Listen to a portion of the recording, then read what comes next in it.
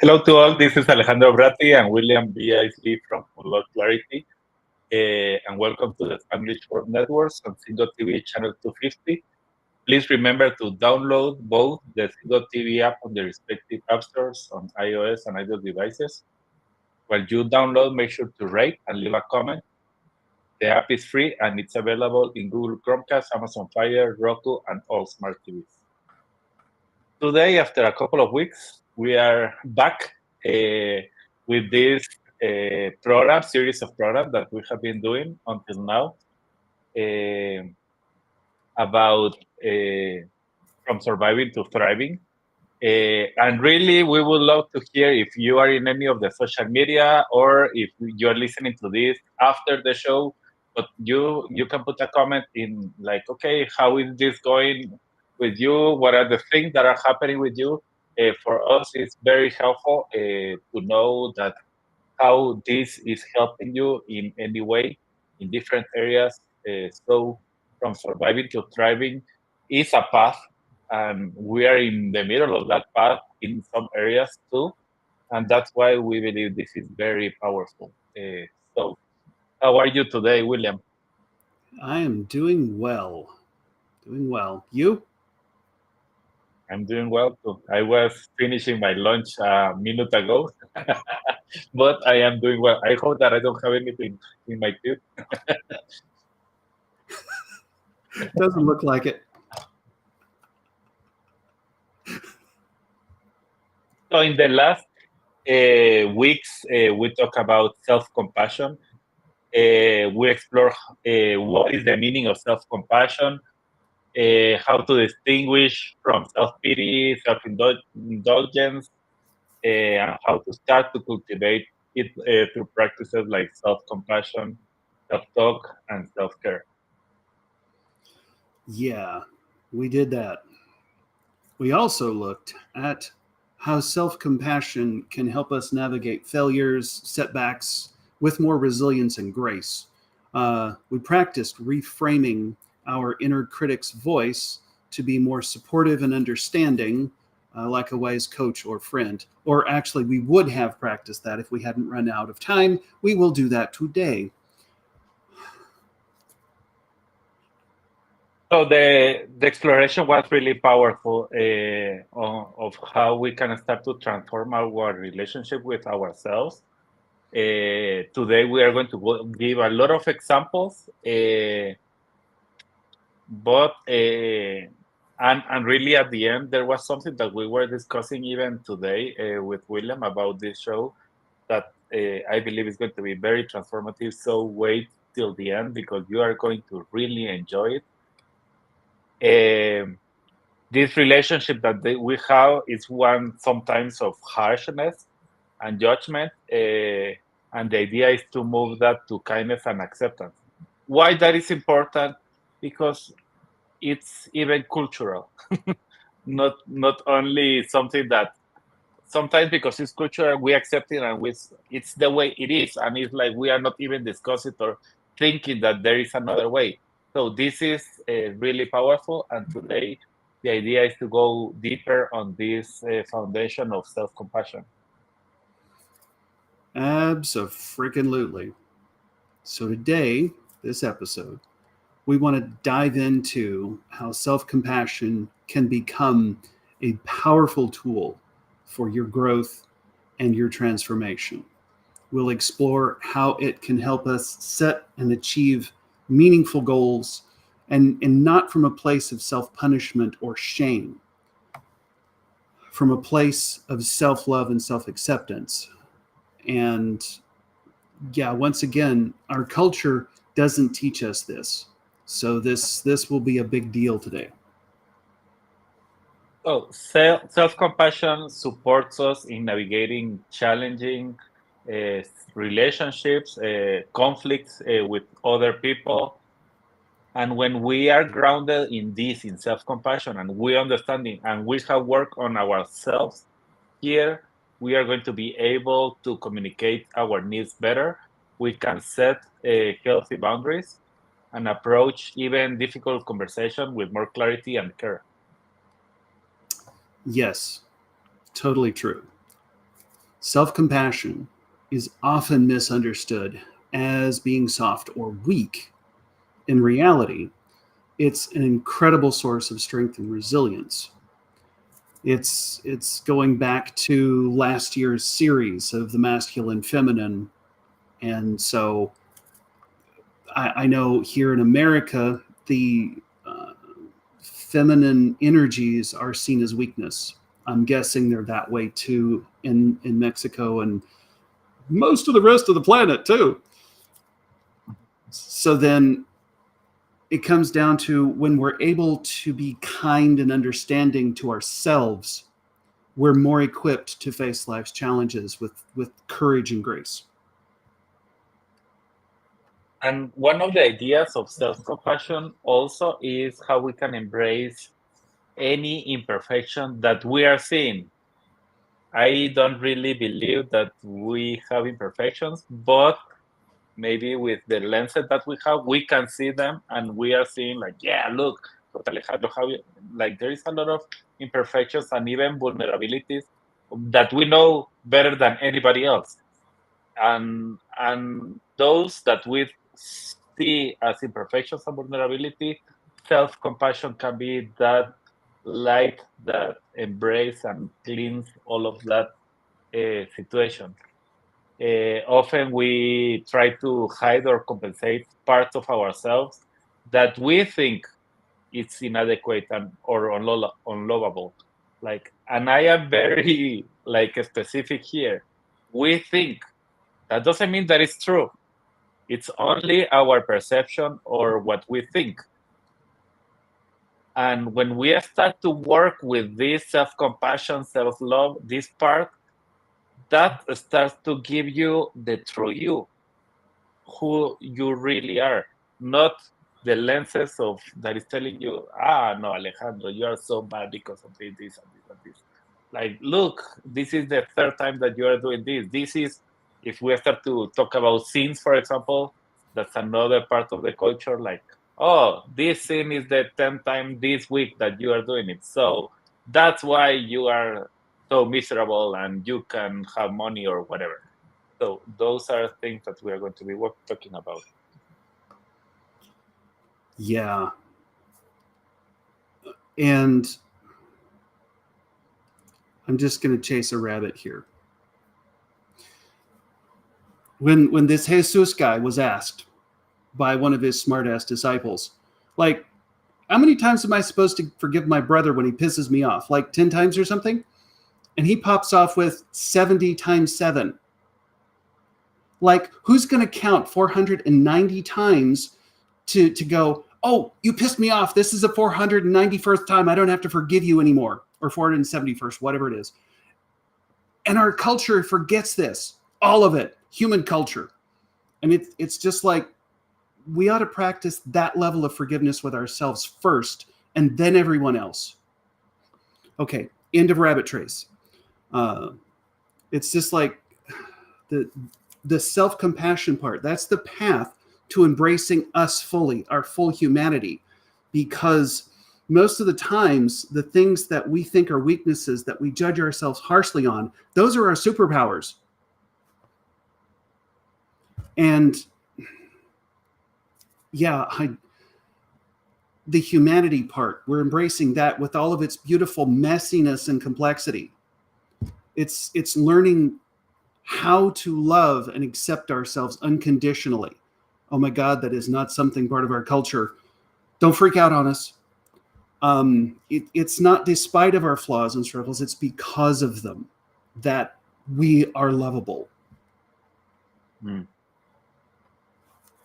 Love that, and there are some examples that we couldn't share last week, and the idea is these examples we are going to show them with between the critic voice, how and we want you to really listen carefully, like how harsh we are, how judgmental we are, how even catastrophic we are, and that is amplifying our fears, our doubts, and keep us stuck in survival mode. And that's why we are talking about this. and it's part of this from surviving to thriving. That voice that we have inside of us, not even the people outside of us, but we inside, we have this voice being very harsh, very judgmental, catastrophic, telling you all the bad things, and it's amplifying every fear and doubt that we have.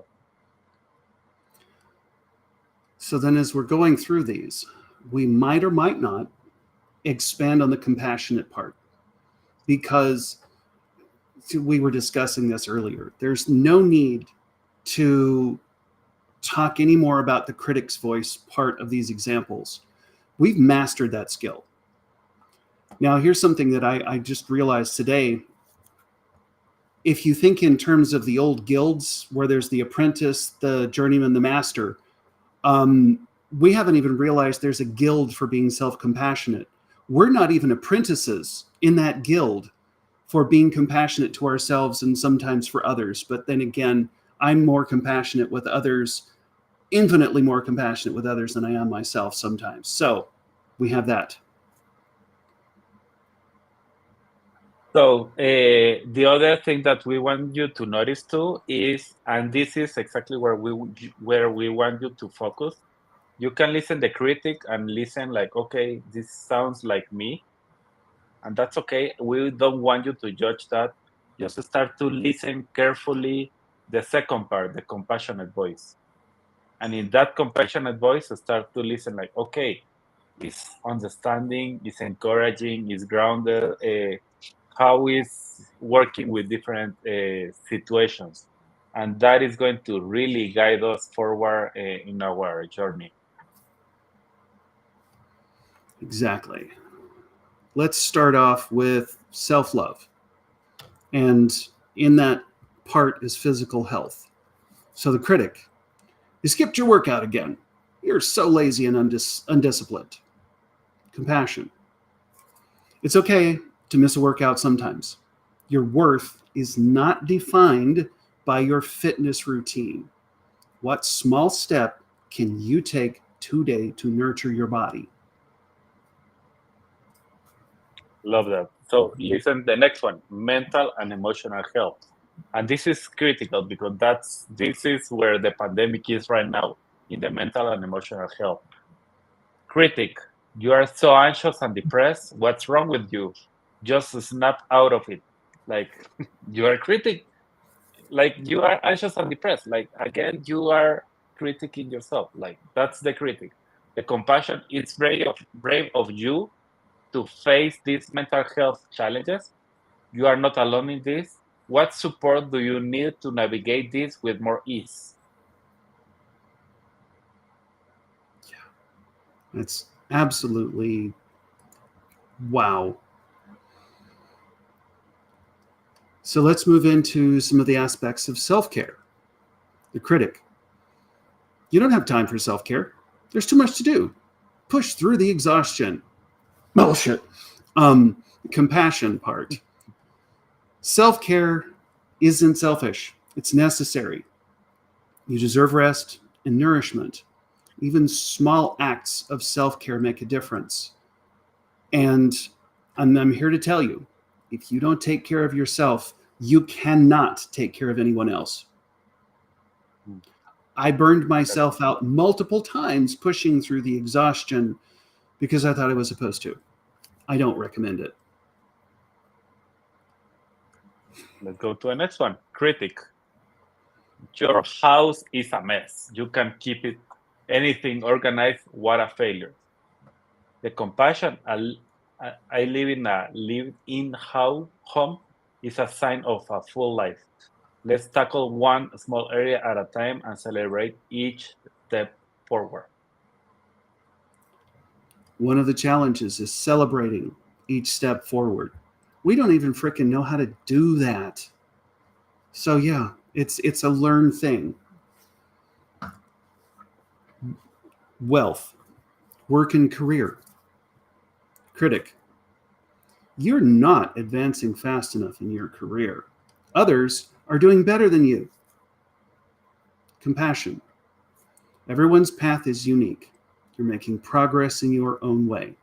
what skills or support could help you move forward with more confidence. I just realized we ought to have changed this you shit to me, because that's what I'm saying to myself. We'll fix that next time. Sorry.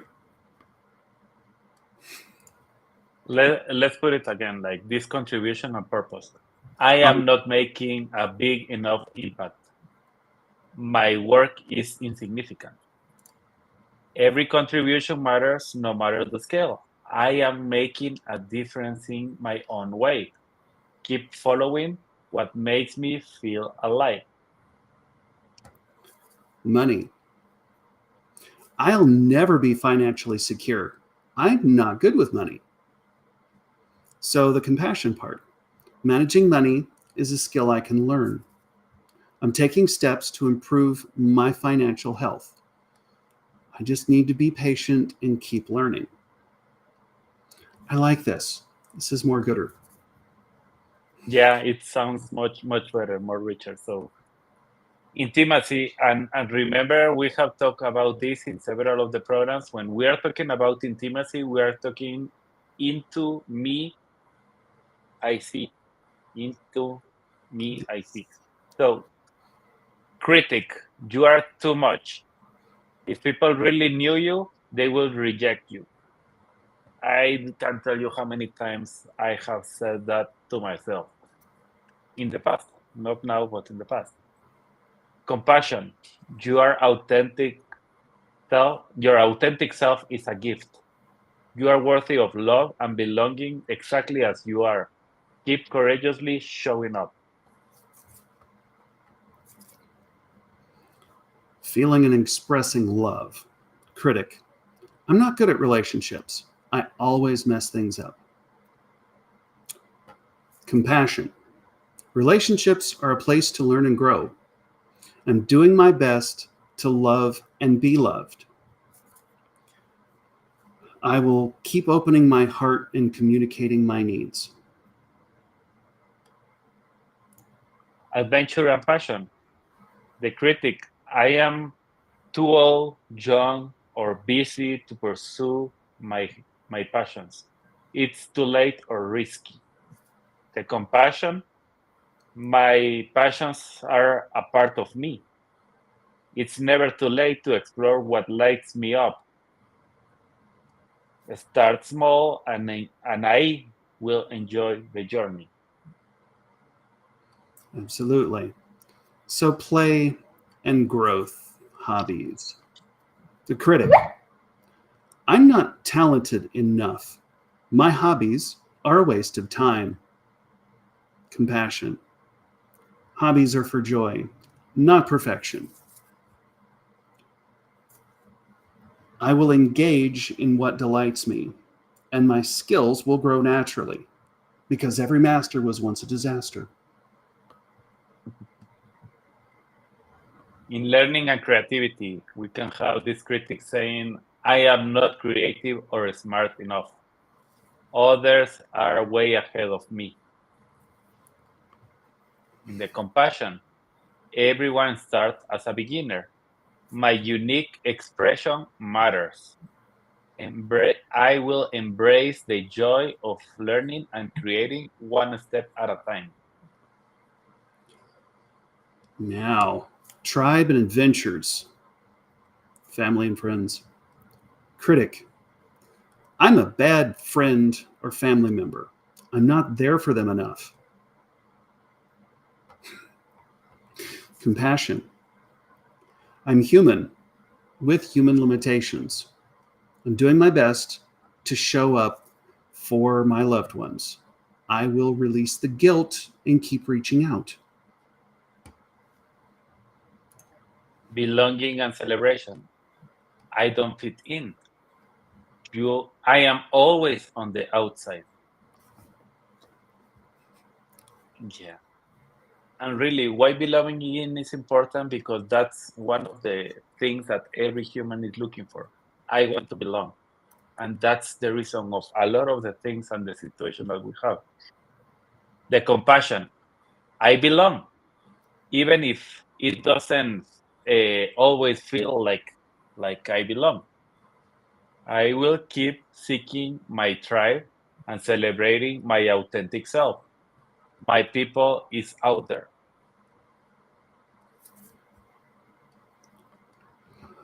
That was truly powerful. So now we are going to start to talk about another, well, part of this topic, but how we can manage failure or setback.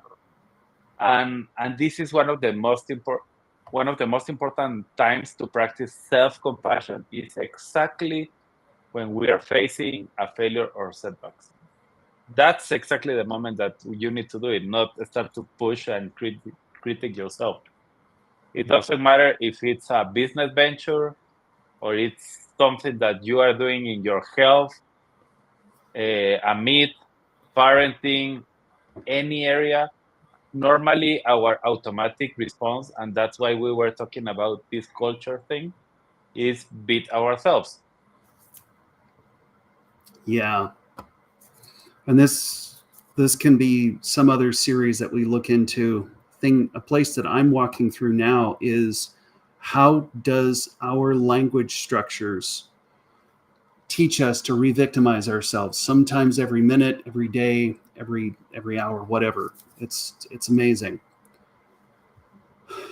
So we have to remember that the inner critic loves to capitalize on these moments, saying things like, I'm a failure, I'll never succeed, I'm a terrible entrepreneur, parent, partner. This self-flagellation can feel like we're holding ourselves accountable. In reality, it backfires. And that's exactly why we are talking about this. Again, that's keeping us in survival mode. Just because we are this self-flagellation, everything that we are doing. So when we are harsh with ourselves, we are undermining our resilience and motivation. And it's like, why I need to listen to a lot of motivational speakers? Yeah, because you have been eliminating that part in yourself with all this self-critic. I am not saying that we is it's not okay. It's awesome that we have a lot of motivational speakers, but normally we need it as humans because we are uh, like very harsh with ourselves. Um, we get stuck in shame, self-doubt, which can lead to procrastination, avoidance, or even giving up completely. Yeah. Self compassion, on the other hand, is like a supportive coach after a tough game. It acknowledges the disappointment and maintains belief in our potential to learn and grow. It says, that was challenging. I gave it my best. What can we learn from this to improve next time? And that is a really good analogy. Like it's like in business, a compassionate leader doesn't berate their team for a failed project. They debrief. Let's see what happened. Like really, what happened? Let's celebrate what went well and strategize on how to do better moving forward. We can apply that same approach to ourselves. We can do it with teams, but when we are talking to ourselves, no, no, no, no. I'm sorry, Alejandro, but I am going to be bad if I do that. So no, start to listen to your self-talk. What are you saying to yourself? Exactly. What I'm hearing is that our level of self love and self worth often sets the boundary for how much mistreatment we tolerate from ourselves. If we have low self esteem and a harshly judgmental inner critic, we're more likely to accept poor treatment because, on some level, we believe we deserve it. Wow. And that for me is like when I heard that part, it's like, okay, that was directly to the heart. Like, wow. And it's exactly like the old adage is we teach others how to treat us. What we often don't realize is that the way we treat ourselves sets the foundation for those lessons. If we regularly put ourselves down, dismiss our own needs, or believe we are not unworthy of respect, others will follow and believe it's okay. And this is where self-compassion comes in. When we practice treating ourselves with kindness, understanding, and acceptance, we start to internalize a sense of inherent worthiness. We begin to believe on a deep level that we deserve care and respect, both from ourselves and from others. That's right. Really, as our self-compassion grows, our capacity to set healthy boundaries and advocate for our needs start to grow. We are less likely to tolerate mistreatment because it feels dissonant with the way we are learning to treat ourselves. And that's, for me, that only that part is. Yeah. We can finish the program. Thank you, everyone. Yes, definitely. So, in a sense, self-compassion is a form of self-protection. By caring for ourselves, we naturally begin to expect and invite that same level of care from others. And when someone crosses a line, we're more equipped to speak up, assert our boundaries, and even walk away if necessary. Sometimes that's the most challenging part, is as we come up and those around us are not, we have to make tough choices sometimes. And really, this is important because normally we are like, and I have heard like and helped a lot of people like asking like, I don't know how to set boundaries. I don't know where to put boundaries. I am not sure if I need to put it. If I put it, I will lose that person. Like all these things that come to our mind, like if I put a boundary when in the conversation with William because I will lose William. So it's okay to have some mistreatment because I don't want to lose him. And that's like all the self-talk that we have inside. And the problem with that is William, and I am just putting an example here, but he's going to start to mistreat me because it's okay. I continue accepting it and it's okay. And I can even be attracting that because it's okay with me. It's like that's exactly how I feel and how I am treating myself. So that's why it's important to know this is a process. It's not going to change like automatically, but the idea today is to have awareness. You are developing awareness that this self-talk that you have, this self-critic that you have, this guy that is talking inside of your head, telling you all the bad things that you are doing, needs to be turned off, and you can do it, and you can take control of that by using self-compassion, by using self-love.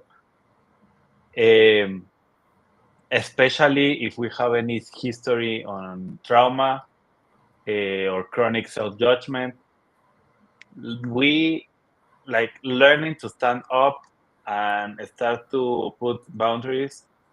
We are at the beginning, it's scary and it's okay, but doing that is going to get easier each time, and you are going to start to feel the respect, and you are going to show respect to others because of that. Yes. And I was reminded of a phrase here in America 40 years ago. There used to be a cartoon called G.I. Joe. And at the end of each episode, they would end it with, and knowing is half the battle. And so, in terms of the awareness, something I learned in therapy decades ago was, if I don't own something, I can't give it away. If I don't know I'm doing something, I can't change it.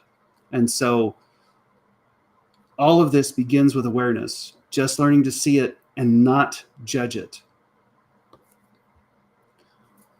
And so then, this is where a self-compassionate approach is absolutely essential. when we face setbacks in learning to set boundaries, which happen. They're going to happen. Self-compassion helps us to reframe it as a learning opportunity rather than proof that we're broken or unworthy. Because remember, FAIL is an acronym. It means first attempt in learning. Self-compassion says, setting boundaries is hard. I'm doing my best. All I need to do is keep practicing and trust that I'm worth protecting.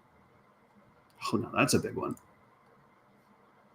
And I will even change that phrase to like setting boundaries is important. More than hard, because I don't want to program myself thinking that it's hard and it's going to continue being hard. So I'm Wait, going to change it to setting boundaries is important. I am doing my best. I will keep practicing and trust that I am worthy of protection. So great. that's the key of what we are doing now. It's like it's completely important. Setting boundaries will start to show the world that you are worthy, that you are reliable, that you are really the person that you are saying. People will respect you more. That's a perfect example of cultural programming. I didn't even notice that. Great catch. Exactly. So stopping this part of hard. Yeah, it's hard. I agree. No, it's not hard. Why it has to be hard? It has to be easy. But when you start to work with the self-love and self-compassion, that's why it become easy. Uh, so to summarize, our self-love and self-compassion form the foundation for the treatment we accept from others by practicing self-kindness and cultivating a sense of worthiness. We naturally begin to set healthier boundaries and invite more respectful treatment. And it's like how I can do to others to respect me. Start to respect yourself. Start to have self-compassion. Start to have self-love. What are you doing to respect yourself?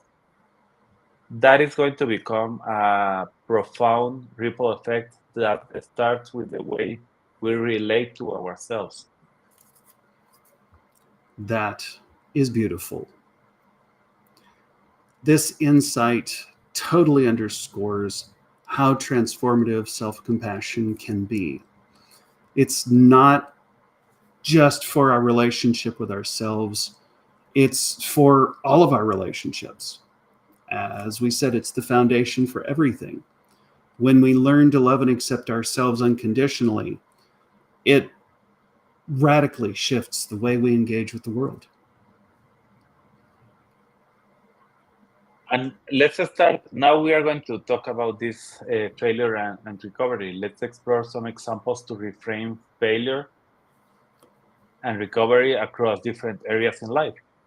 In business, a setback can feel like a ship hitting an iceberg. With self compassion, we can see it as a chance to patch the hole, adjust the course, and sail on the new wisdom.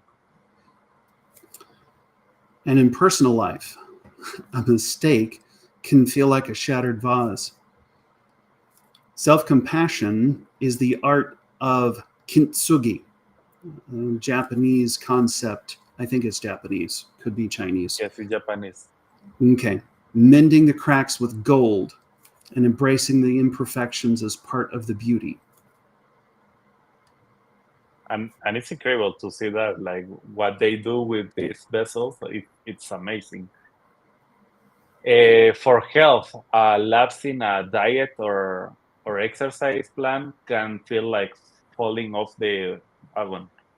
With self-compassion, we understand that progress is not a straight line. We dust ourselves off and gently climb back on, realizing our well-being isn't dependent on one single lapse.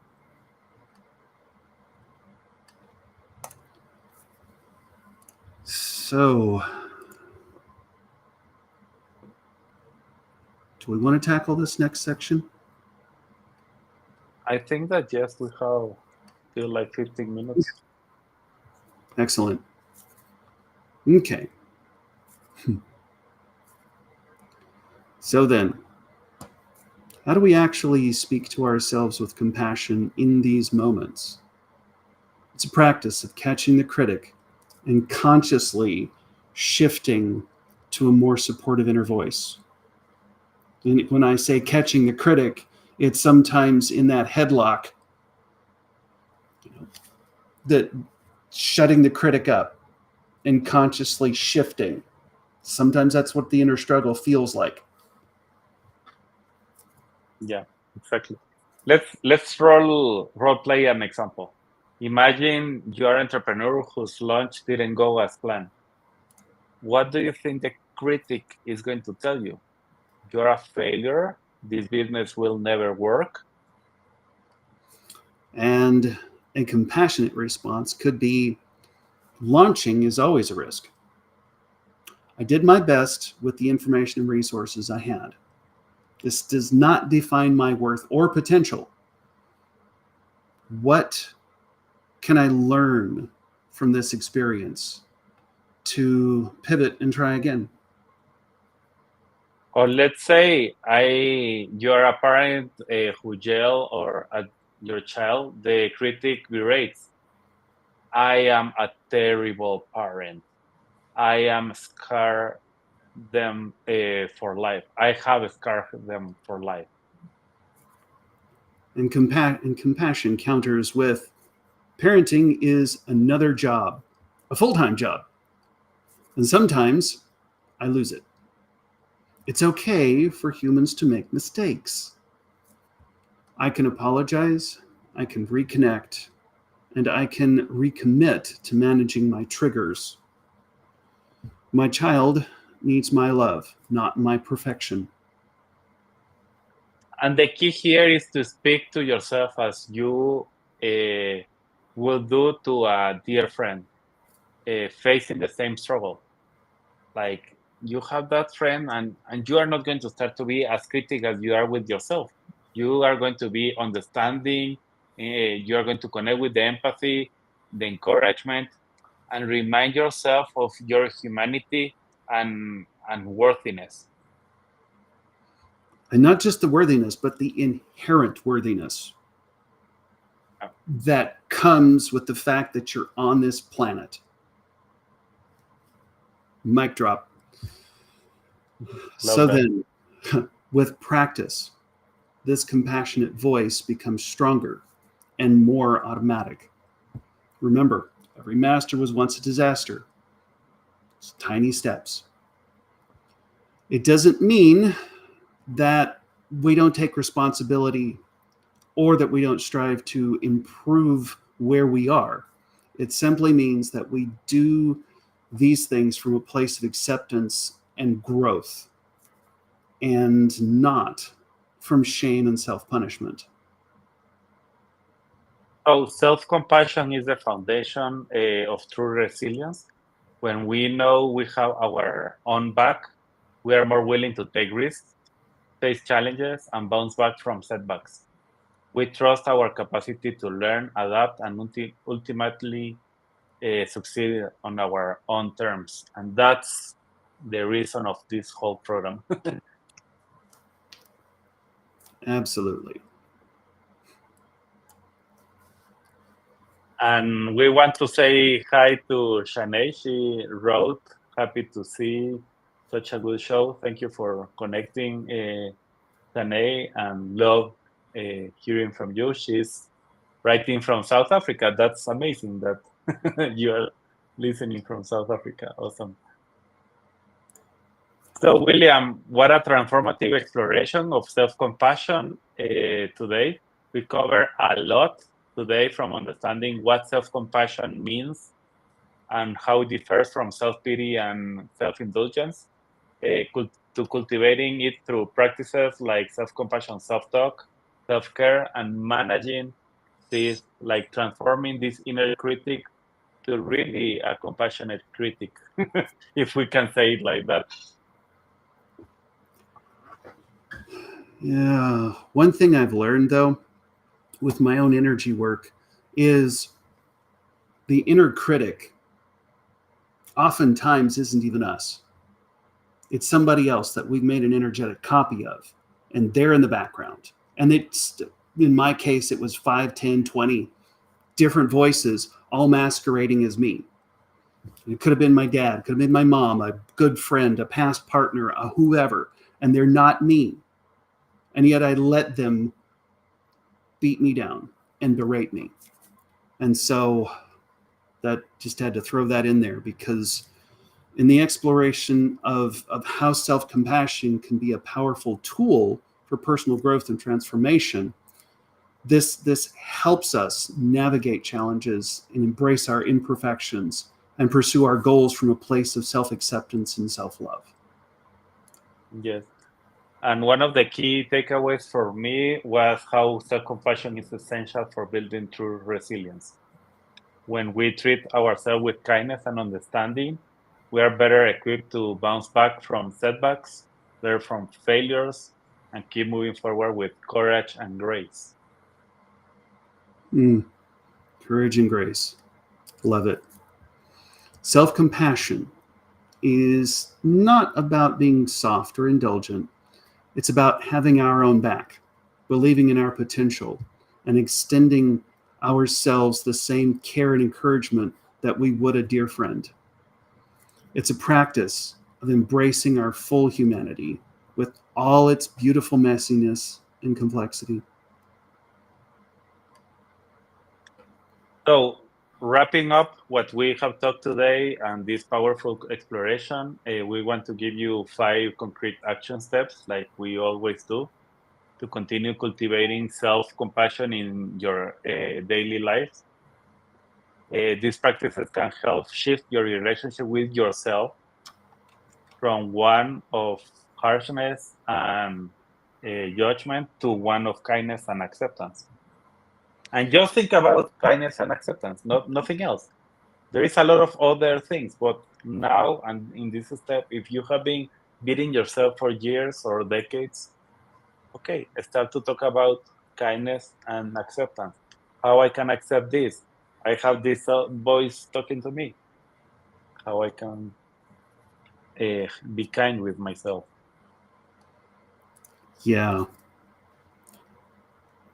Number 1, catch your inner critic.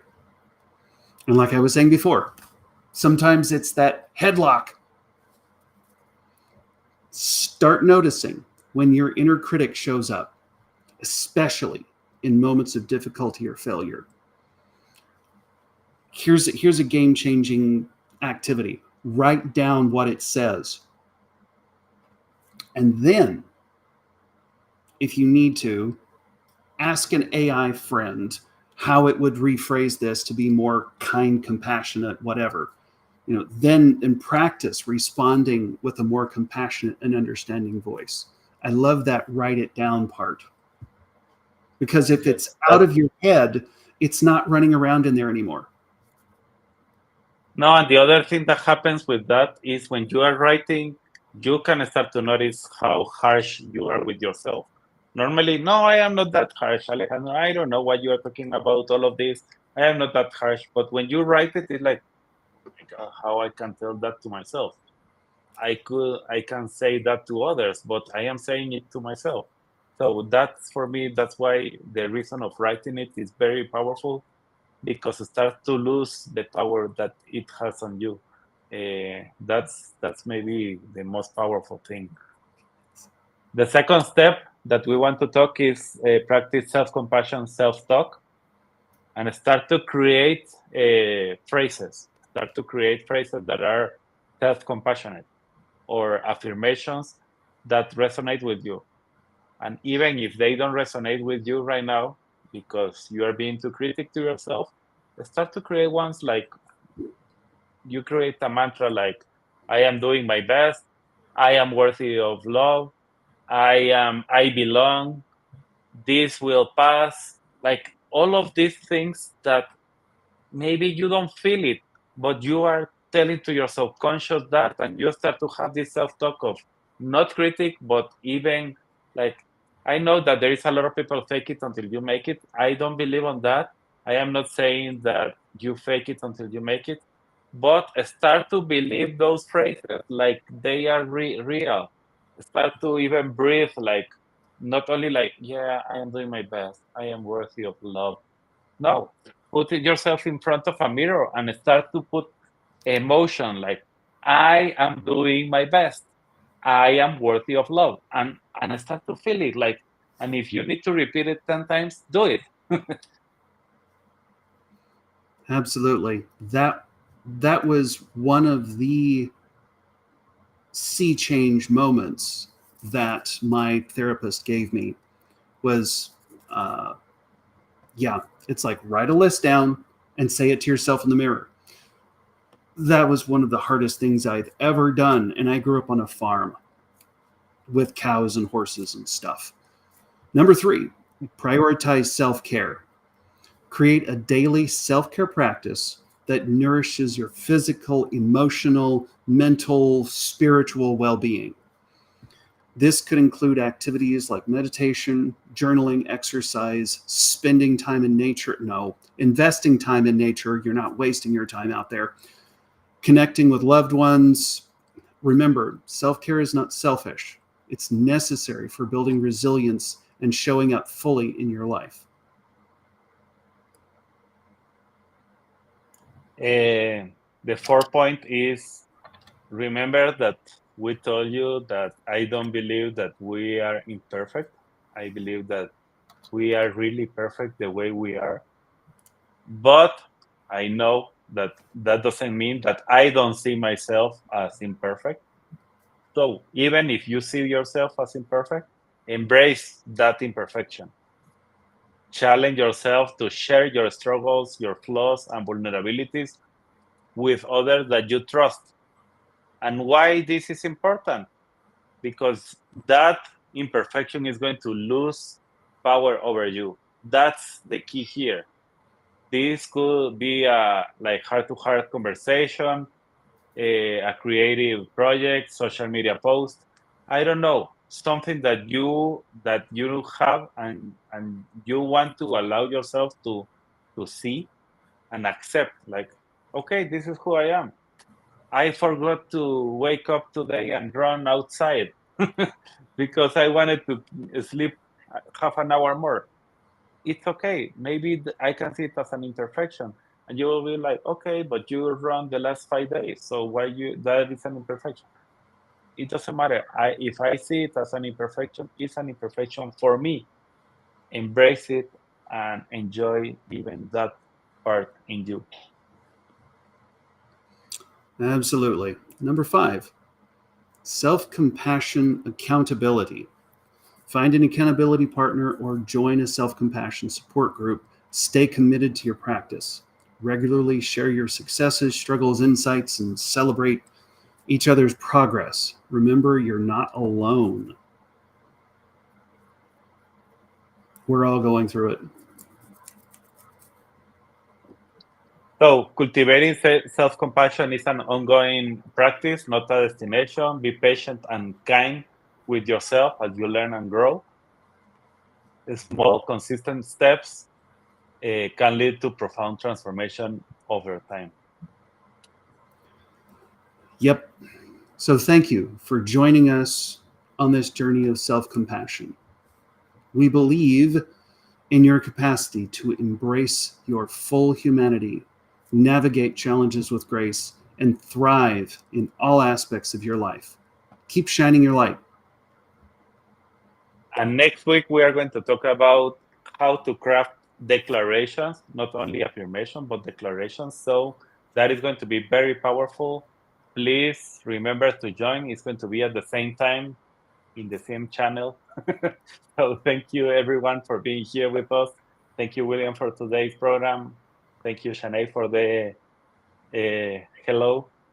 This show can also be heard on the Spanglish Radio Network. Please check out spanglishworld.ca for the news and programming. Spanglish World, watch it, hear it, read it, download it, and leave it. Thank you all. See you next week. Bye.